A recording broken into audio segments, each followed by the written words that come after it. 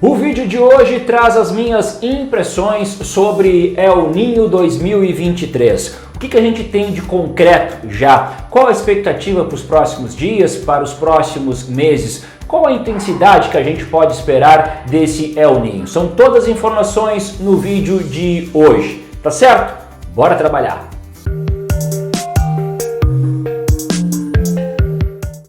Lembrando a todos vocês que o meu parceiro aqui no canal no YouTube é a galera da Olho d'Água, tá? Tá na descrição aqui do vídeo o arroba deles para que vocês possam conhecer melhor a galera da Olho d'Água, saber aí dos looks novos que tem outono e inverno. Daqui a pouco tem El Niño, possa ter alguma relação, quem sabe? Dá uma olhada lá na galera da Olho d'Água. Lembrando a vocês, se inscrever no canal, também é importante, todos aqueles recados, né? Compartilhar, dar o seu like, fazer o seu comentário, aquele padrão do YouTube. Seguinte, pessoal, a gente vem tendo boas condições de se estabelecer um novo El Niño ao longo agora desse ano de 2023. Lembrando a vocês, recuperando, há 3 anos a gente vinha influenciados pelo fenômeno climático Laninha, né? Entramos num período de neutralidade e todos os indicativos agora são em direção ao novo El Niño. E eu vou te explicar o que a gente tem de concreto neste momento. E eu começo mostrando para vocês esse gráfico. Dá uma olhada aí.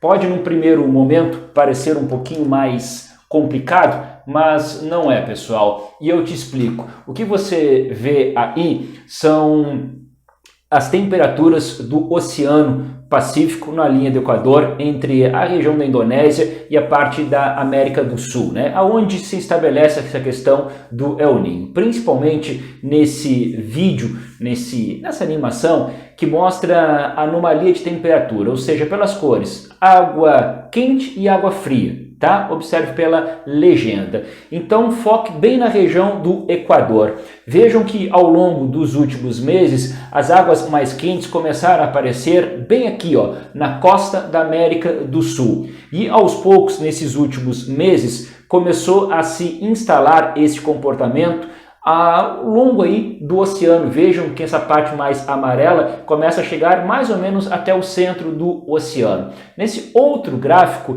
fica um pouco mais fácil de entender, acredito eu. Mas calma, cada um desses gráficos representa uma parte do Oceano Pacífico na linha do Equador.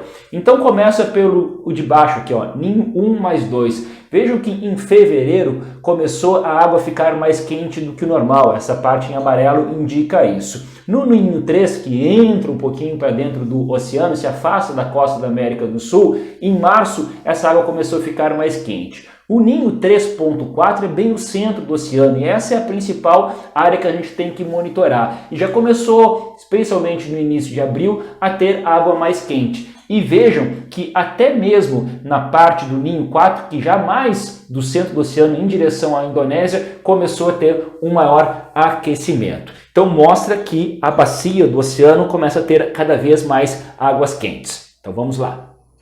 Tudo isso que eu te mostrei é para falar até do presente e um pouco do passado, né? O que está acontecendo. Agora a gente vai falar um pouco sobre projeção.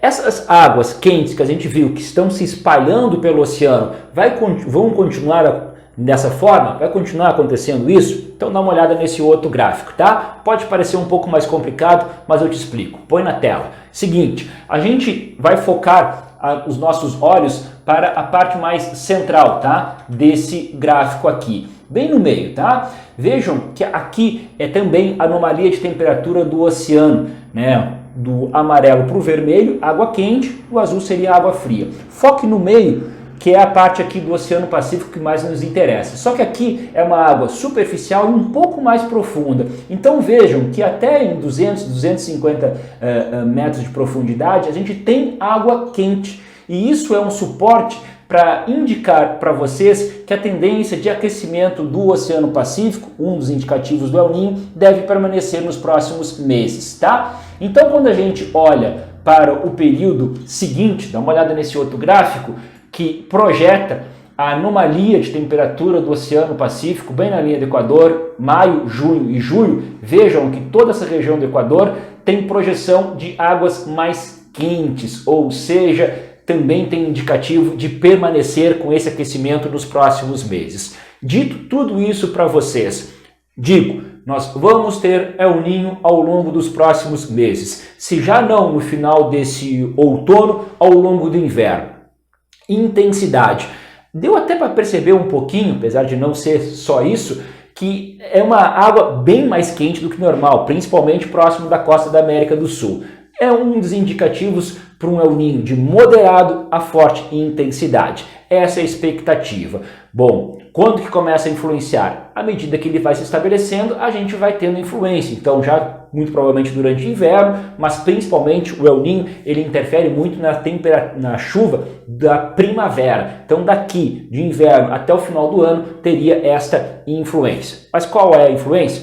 Vamos lá. A gente sabe que na prática a teoria é outra, né? Mas a teoria é que quando você tem estabelecido o El Niño, e claro, quanto mais forte ele for, melhor a teoria na prática, aumenta os volumes de chuva no sul do Brasil. Mas se a gente for olhar em outros anos de El Niño, isso vale, mas a gente fala do sul do Brasil. Ou às vezes a gente fala até do sul da América do Sul, pega a Argentina, pega o Uruguai, aumento dos volumes de chuva. E isso muitas vezes acaba acontecendo, é verdade, mas não necessariamente em todas estas áreas. Bom, mas a expectativa é que sim, a gente tenha aumento dos volumes de chuva. Quanto mais dentro da primavera, quanto mais início do verão, maior a influência dele. Então essa é a expectativa. A gente tem que acompanhar um pouco melhor para ver a partir de quando vai se configurar o El Niño, mas a indicação é dele, não tem jeito, e a tendência é que a gente tenha aumento dos volumes de chuva ao longo dos próximos meses.